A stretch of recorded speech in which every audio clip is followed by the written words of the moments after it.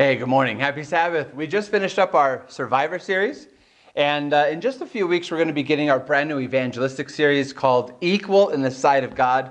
Very, very important stuff for today's world. Speaking of today's world, we're going to answer a very important question today. Is God a capitalist or a socialist? Well, two friends were going on a kayaking trip, and they were encouraged by the company that before they go, they should get tested for COVID. Now, since they lived near one another, they decided to go get tested at the same time at the exact same place. So they went, and as one of them described, they had their brains rubbed by a Q-tip. But it's after that story after that test where the story gets interesting. Now, apparently, they were in an area where they had to pay for their own testing. They were both given the option of either paying in cash or turning it into their insurances. One friend happened to decide that they didn't want to turn it into their insurance, so they paid cash, $199. The other friend decided that they were curious to see if their insurance would pick up the $199 or, maybe leave them with just a small copay. So they both ended up taking the test. They left. They were both negative. They had a great time on their trip. Some weeks later, the friend who turned it over to their insurance finally received their bill. They were expecting it to either be something like, $20, or maybe even the full $199, but she was shocked when she opened up her envelope. The bill turned out to be $928. And that's not even the full story. The total bill that was sent to the insurance was actually $6,408. And the insurance negotiated the bill down to $1,128, leaving her to pay the $929 of that. Now, this isn't some Babylon Bee story either.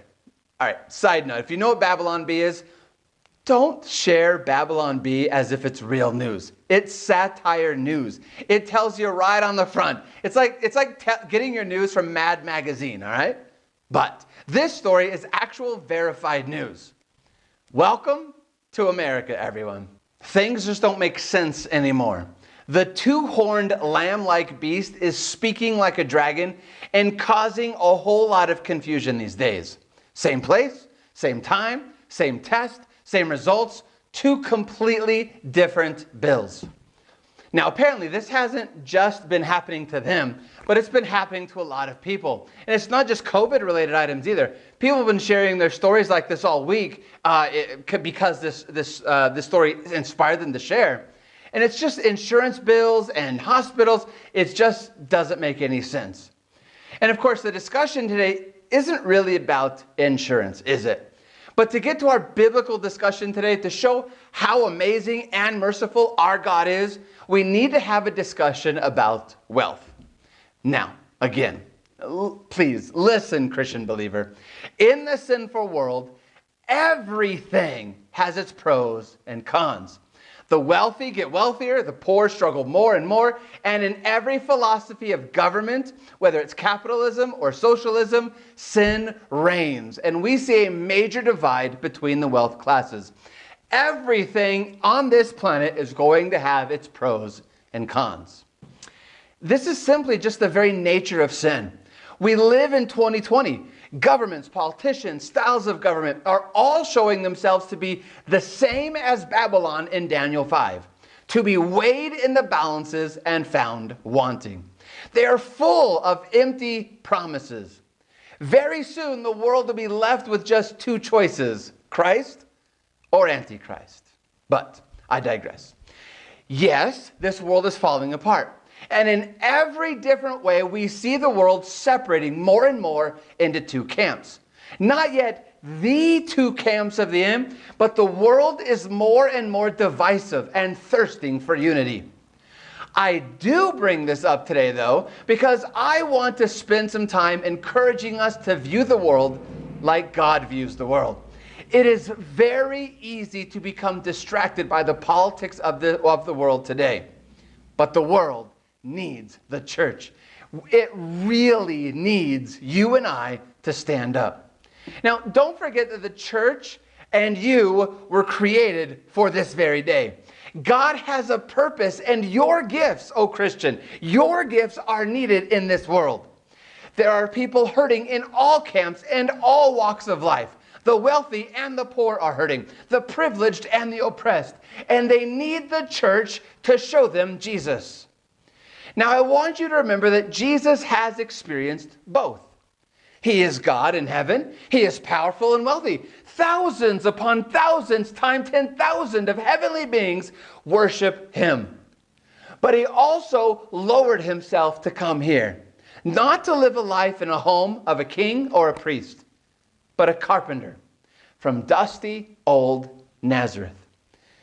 As he can always claim, he has walked in everyone's shoes and can faithfully advocate for you and for me, no matter our background in heaven.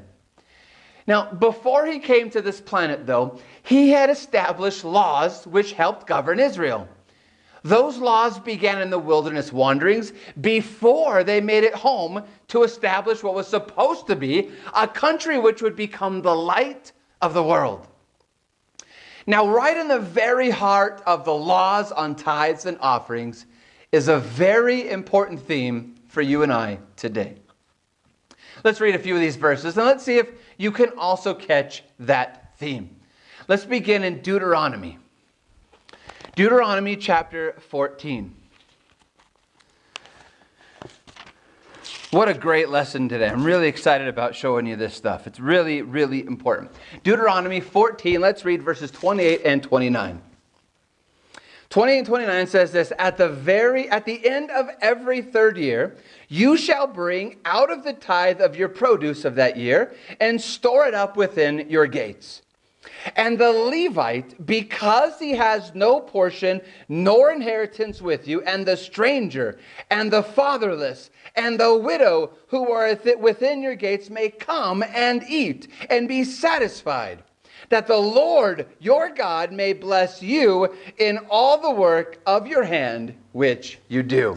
Let's jump to chapter 16, starting at verse 10. Chapter 16, verse 10 and 11. Then you shall keep the feast of weeks to the Lord your God, with the tribute of a freewill offering from your hand, which you shall give as the Lord your God blesses you. You shall rejoice before the Lord your God, you and your son and your daughter, your male servant and your female servant, the Levite who is within your gates, the stranger and the fatherless and the widow who are among you, at the place where the Lord God chooses to make his name abide. Now, same chapter, verse 13 and 14. You shall observe the Feast of Tabernacles 7 days, when you have gathered from your threshing floor and your wine presses. Verse 14. And you shall rejoice in your feast, you and your son and your daughter, your male servant, your female servant, and the Levite, and the stranger, and the fatherless, and the widow who are within your gates. One more verse, and I think you're probably catching the theme already. But let's notice chapter 26, verse 12. Same book, Deuteronomy chapter 26 and verse 12. When you have finished laying aside all the tithe of your increase in the third year, the year of tithing, and you have given it to the Levite, the stranger, the fatherless, and the widow, so that they may eat within your gates and be filled. So did you catch that theme there? In speaking about tithes and offerings and the feast, God was constantly encouraging the people to not only remember the Levites, we would call those pastors today, but also the orphan and the widow. In other words, don't forget about the poor and needy. In your wealth, in your celebration, share with them and make sure they can celebrate with you. Sheesh. What a wake-up call today, right? I mean, come on. This is a wake-up call to our system today. But as I read this, I had a thought that you may be having too. Wait, okay. God provided for Israel. God promised that if they obeyed his voice, that they would all be blessed. So why in the world are there poor or needy people in God's plan? Now, you should know that it isn't so much that God's plan encourages that there should be a poor community within Israel, but that there would be. It isn't that God said, that family will be wealthy, but I don't like the way they look at me over there, so let's keep them poor. But due to the very nature of sin, there will always be on the earth people who are in need, people who are poor, people who are lonely, widows, fatherless, people who have experienced loss of jobs, loss of property, financial misfortune, sickness, or even who make mistakes and ruin their own life or the life of others. Sin produces these things even in the camp of God's people. So thank God that this won't last into eternity, but it is what it is now. However, His eye, His desires, His love is still on all. Look at Matthew chapter 5 with me. You know this verse already, I'm sure. Matthew chapter 5. If you've read through the Bible, this one probably stuck to your heart, stuck to your mind, but it's important to read this one. Matthew chapter 5 here and verse 45. Matthew chapter 5, 45 says this. That you may be sons of your Father in heaven. For He makes His sun rise on the evil and on the good, and sends rain on the just and on the unjust. Listen, the wicked can both prosper in this life and suffer in this life. And the church is no different. Some within the church prosper while others struggle. Now, listen, if becoming a Christian meant that all my bills were going to be paid, cars would run, that everyone would be completely healthy all the time, a lot of people would just jump right into the church for the wrong reasons. You think we have trouble with wolves in sheep's clothing now? Just imagine if baptism was the secret to financial security. So in this sinful world, God does not promise wealth and freedom to every good person. But God makes provisions for them in Israel and in the church. Don't forget them, He says. God says repeatedly, don't forget about them. In offering, in plenty, in celebration, remember those less fortunate. God is calling His church to be trained in the ways of sympathy and tenderness. Now, this is an Old Testament teaching of Jesus. While there would be those of misfortune, there was never to be a beggar in Israel. All were to be cared for and remembered. An act of neglect or cruelty towards someone in need was regarded by God as if done to Him. You could read that in Matthew 25 later to reference that fact. Now, check this out. This is actually really special. I really love this. This is what inspired this whole sermon idea. God takes this to a whole new level. Go back with me to the book of Leviticus, the third book of the Bible, Genesis, Exodus, Leviticus, chapter 19.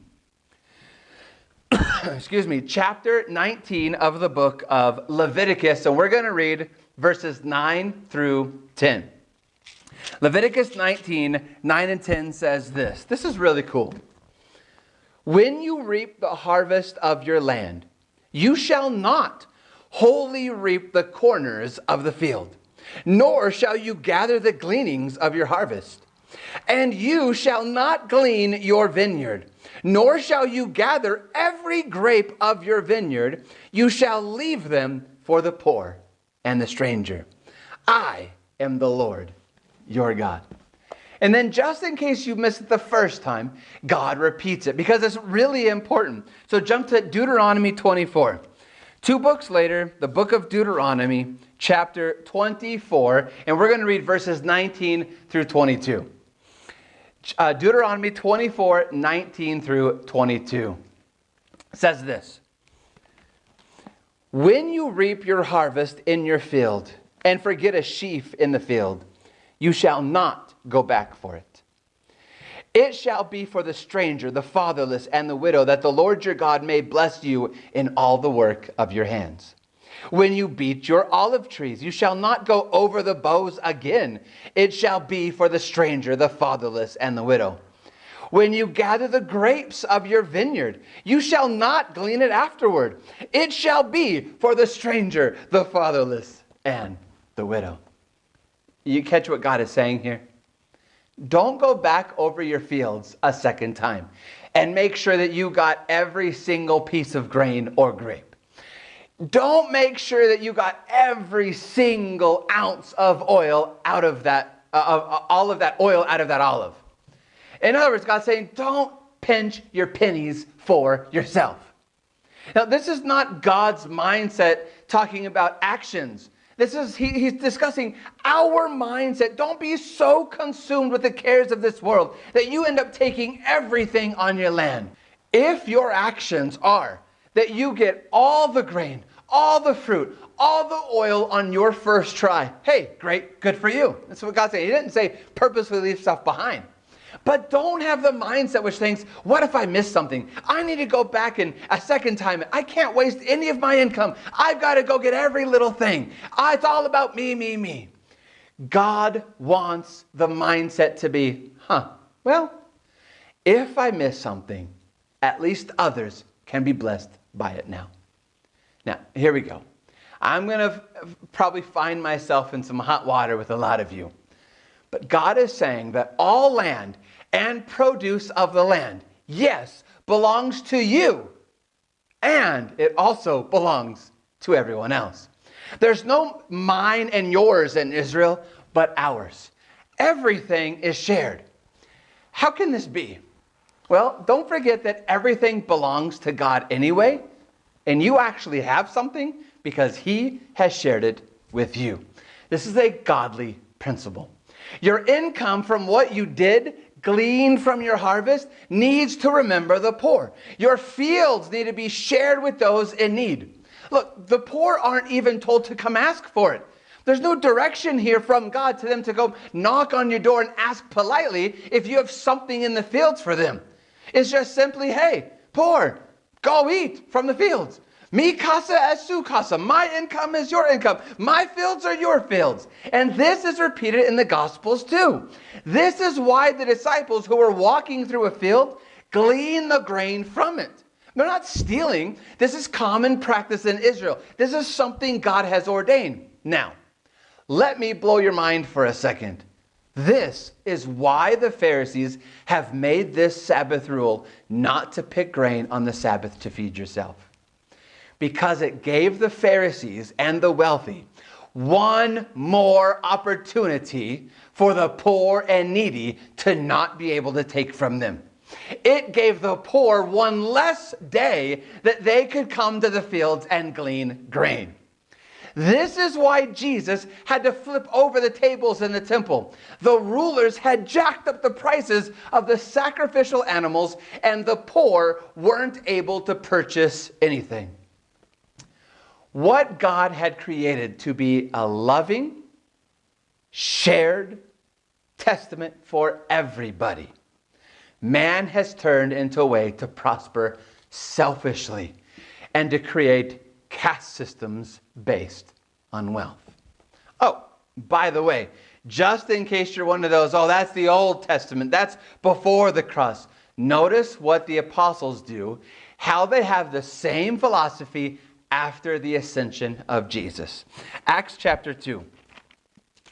Matthew, Mark, Luke, John, Acts, the fifth book of the New Testament. Acts chapter 2, verse 44 and 45. Acts chapter 2, verse 44 and 45 says this. Speaking of the disciples, it says, "Now all who had believed were together and had all things in common, and sold their possessions and goods, and divided them among all as anyone else had need." Those who followed Jesus took care of one another. Now, hold on. Don't stone me yet. Don't panic yet. Don't turn this off yet. I'm not saying that we need to be socialists or communists in America. However, since we are so strongly in favor of capitalism, we needed to spend some time seeing the other side of the story from a biblical perspective. All right, you've been waiting. Is God a capitalist or a socialist? We've collected enough facts now. Which style of government did God support? Israel really is the best example. So let's notice the style of government in the Old Testament Israel. Israel was a republic in that it was broken into 12 equal tribes under one federation of Israel. Israel was a monarchy in that God was their king. This is pre-Saul, right? Before the kings. And even then, of course, monarchy. Israel was a democracy in that each tribe had elders or representatives who met together to discuss the best plans for the people. Israel was capitalist in that they were to own their own businesses, their own land, their own farms, and to make a living for themselves and their family. Israel was communist in that everything also was to be shared. Israel was also to be socialist in that the poor and the needy were to be cared for with benefits given to them by the fortunate. Israel was also a dictatorship in that God spoke laws and that they had to follow them. Israel represents all kinds of modern day governments. And with that style, God said they would be immensely blessed and be the light to the whole world. Now, you know why his way was to work? We haven't directly spoken of it yet, but it was there. It was in all the verses we read through. It was screaming at you the whole time. There is a key ingredient to God's capitalism, to God's socialism, to God's republic, etc. That key ingredient of God's government is this. It's love. When love is supreme, a republic works. When love is supreme, a democracy works. When love is supreme, a monarchy works. When love is supreme, capitalism works. When love is supreme, a dictatorship works. When love is supreme, communism works. When love is supreme, socialism works. When love is supreme, governments work. And they can all work together in perfect unity. Today, hearts have grown cold. And we cannot find a government that works. So, I want to challenge you to put your prophetic goggles on for a second. Now, of course, even though they should never be off anyway, but put those prophetic goggles on. Which political philosophy is going to side with the Antichrist? All of them. Every single one. There's only going to be one people made up of all nations, all tribes, all tongues, all people who do not follow the beast. And those are the saints who are full of the love for God and a love for others. They will come from countries of all kinds of political sway. Love is the glue that bonds us. Christian family, friends, stop arguing over politics. Stop arguing over socialism versus capitalism. Stop being distracted from your mission. Friends, focus on God instead. Focus on His love. Sharing His love with every single person. With Donald Trump and with AOC. With the, Bernie Sanders or Mike Pence, or whatever, whoever. Share that love with your socialist neighbor on the left side of your house and your strong capitalist neighbor on the right side of your house. What business do we have in the world of politics? We are of God's politics, of God's government, and it's a government of love. The world needs His love. The world needs His church. And the world needs you. So we're going to end with a quote from page 9 of one of my favorite books, Acts of the Apostles. And it says this: "The church is God's appointed agency for the salvation of men. It was organized for service, and its mission is to carry the gospel to the world. From the beginning, it has been God's plan that through His church shall be reflected to the entire world his fullness and his sufficiency. The members of the church, those whom he has called out of the darkness and into his marvelous light, are to show forth his glory. The church is the repository of the riches of the grace of Christ. And through the church will eventually be made manifest, even to the principalities and powers in heavenly places, the final and full display of the love of God. Church family, the church are the ones who give the world the final and the full display of the love of God. So I ask you this morning, which government philosophy are you a part of? I pray that it's a philosophy of love.